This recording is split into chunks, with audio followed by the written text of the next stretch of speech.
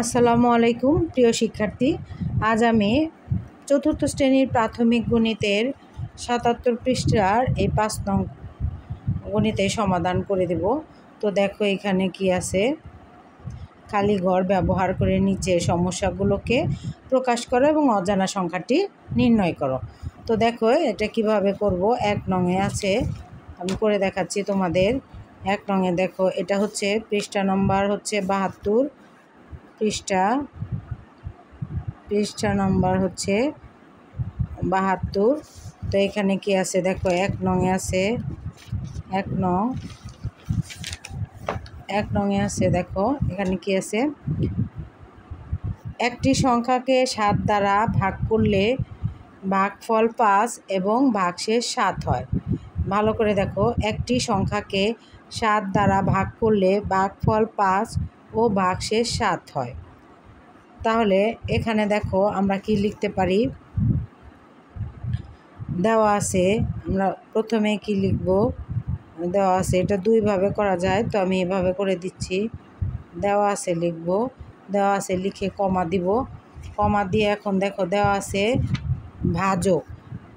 এই যে একটি সংখ্যাকে ৭ দ্বারা ভাগ করলে, তার মানে কি দেখো, ৭ দ্বারা ভাগ করলে আমরা জানি যে যে সংখ্যা দিয়ে ভাগ করা হয় তাকে ভাজক বলে। তাহলে আমরা এখানে দেওয়া আছে ভাজক কত, ৭ দ্বারা ভাগ করতেছি, তার মানে ভাজক কত, ভাজক সমান ৭, ভাজক সমান কত ৭। দেখো একটি সংখ্যা ৭ দ্বারা ভাগ করলে, তাহলে এখানে ভাজক কত হবে ৭। তারপর ভাগফল কত আছে, ভাগফল সমান কত ৫, ভাগফল হচ্ছে ৫, আর ভাগশেষ হচ্ছে কত ৭,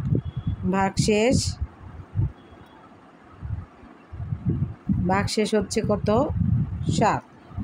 তো দেখো এখানে ভাজক ৭, অর্থাৎ আমরা কেন ভাজক লিখলাম, কারণ একটি সংখ্যায় ৭ দ্বারা ভাগ করলে, অর্থাৎ যে সংখ্যা দিয়ে ভাগ করা হয় তাকে ভাজক বলে। এজন্য এখানে ভাজক হচ্ছে ৭, ভাগ করলে ভাগফল কত ৫, তাহলে আমি লিখব ভাগফল ৫ আর ভাগশেষ কত ৭। এবার দেখো আমরা জানি লিখতে হবে, আমরা জানি সূত্র লিখব, আমরা জানি ভাজ্য সমান, অর্থাৎ যদি ভাগশেষ থাকে তাহলে এটা কি নিঃশেষে বিভাজ্য নয়, নিঃশেষে বিভাজ্য না হলে ভাজ্য নির্ণয়ের সূত্র হচ্ছে দেখো ভাজ্য সমান ভাজক,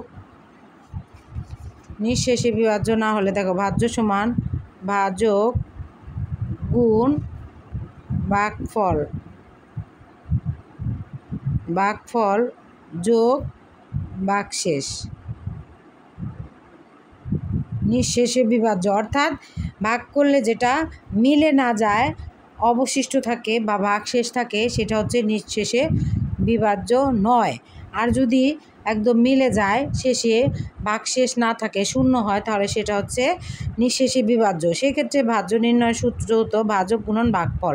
তো এখানে যেহেতু ভাগশেষ আছে, এর জন্য ভাজ্য নির্ণয়ের সূত্র হবে ভাজ্য সমান ভাজক গুণন ভাগফল যোগ ভাগশেষ।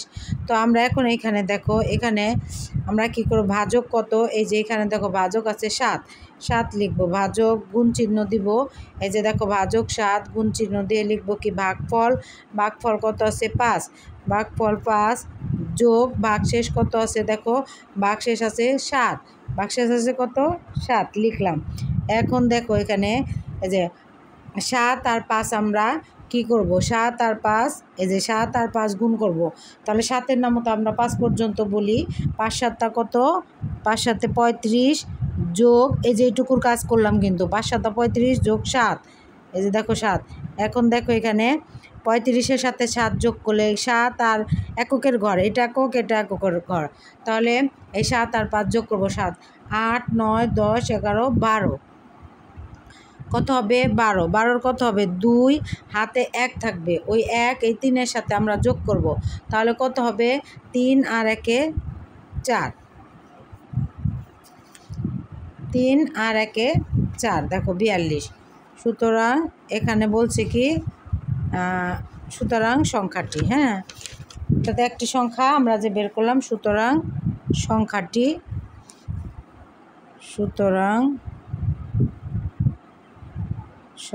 কত ৪২, অথবা একটি সংখ্যা 42। তো দেখো তারপরে 2 নংটা দেখো, 2 নং। 2 নংয়ে কি আছে এখানে দেখো, 2 নংয়ে আছে 3 ও অপর একটি সংখ্যার যোগফলকে 7 দিয়ে গুণ করলে গুণফল 56 হয়। 3 ও অপর একটি সংখ্যার যোগফলকে 7 দিয়ে গুণ করলে গুণফল 56 হয়। তাহলে আমরা এখানে কি লিখতে পারি দেখো, এখানে আমরা এই যে এই অপর একটি সংখ্যা কিন্তু দেওয়া নাই, এজন্য আমরা ধরি অপর একটি সংখ্যা, অপর সংখ্যাটি লিখতে পারো, অথবা অপর একটি সংখ্যা, অপর সংখ্যাটি লিখি, অপর সংখ্যাটি এই যে এরকম অপর সংখ্যাটি কত, এই যে দেখো খালি ঘর। তারপরে দেখো প্রশ্ন মতে, এখন আমরা লিখব প্রশ্ন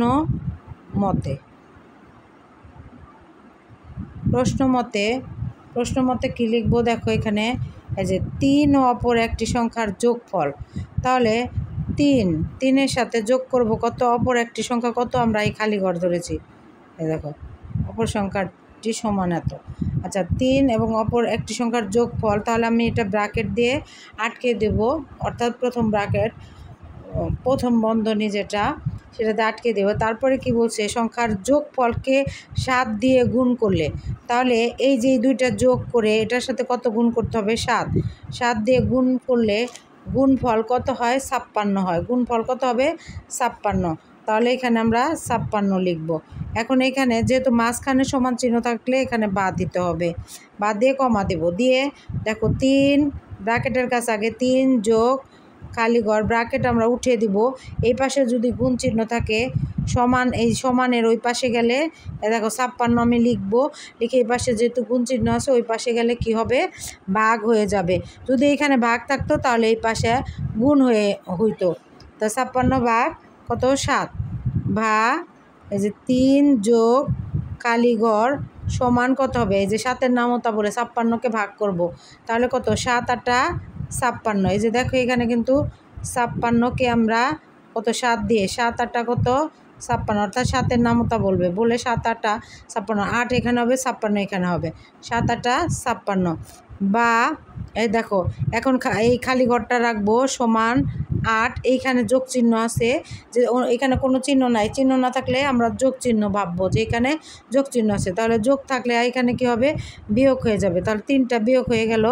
তারপরে এখানে দেখো বা এখানে জায়গা হচ্ছে না, তারপর আমি ছোট ছোট করে লিখে দিচ্ছি, বা এই যে খালি ঘর সমান এই 8 থেকে 3 বাদ দিলে কত হয়, 8, 9, 10, সরি 3-এর পর থেকে গুনবে 3, দেখো 8 থেকে 3 বাদ দেবে 3, 4, 5, 6, 7, 8 কত হলো, 5 হলো না। এখন দেখো তুমি কি লিখবা এখানে, সুতরাং তাহলে এই খালি ঘরের মান কত বের হলো, এই খালি ঘরের মান বের হলো 5। সুতরাং অপর সংখ্যাটি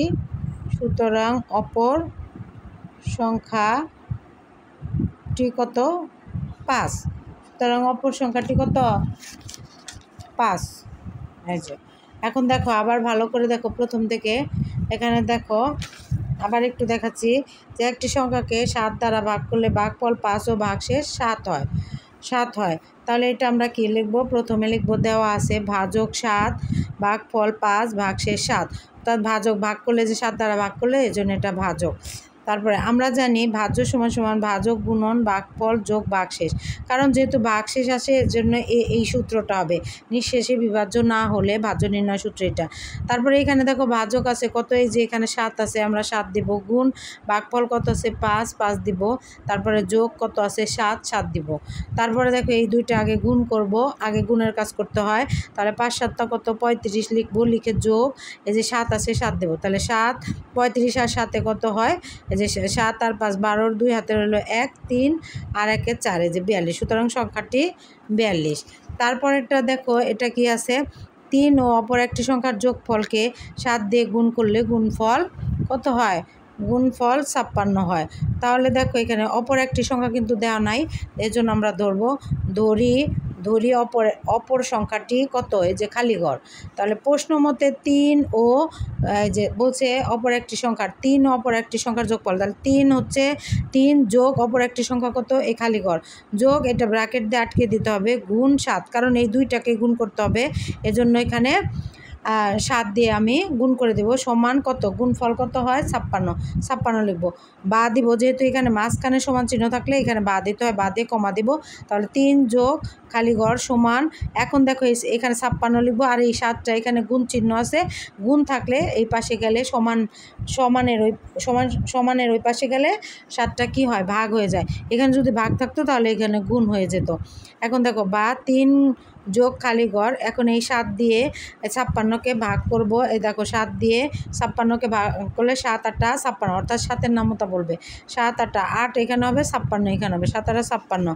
তারপরে দেখো বা 3 যোগ, এখন এই যে 8 ভাগফল কত হলো, 8 হলো না, 8 এর জন্য এখানে বসিয়ে দিলাম। তারপর দেখো এখানে কি আছে, বা এই যে খালি ঘর সমান, এখন এই পাশে সংখ্যাটা খালি ঘরের মান বের করতে হবে, এজন্য এইখানে যে সংখ্যাটা আছে এটা আমরা ওই পাশে নেব। তো 8 বিয়োগ, এখানে যেহেতু যোগ চিহ্ন আছে এটা বিয়োগ, এখানে কোনো চিহ্ন না থাকলে আমরা সেটাকে যোগ ধরে নেব, যোগ চিহ্ন যদি না থাকতো, বিয়োগ থাকলে এখানে চিহ্ন দেওয়া থাকতো, যদি চিহ্ন না থাকে প্রথমে তাহলে আমরা ধরবো এটা যোগ। তাহলে দেখো 8 বিয়োগ কত, 3 হবে।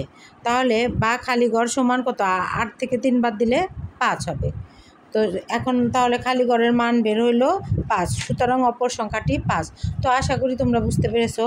যারা বুঝতে পেরেছো এবং প্রতিনিয়ত আমার ভিডিওগুলো দেখছো তাদেরকে অসংখ্য ধন্যবাদ, এবং আমার চ্যানেলটি যারা সাবস্ক্রাইব করেছো অসংখ্য ধন্যবাদ। আর যারা এখনও আমার চ্যানেলটি সাবস্ক্রাইব করোনি তারা সাবস্ক্রাইব করে দেবে। আল্লাহ হাফেজ।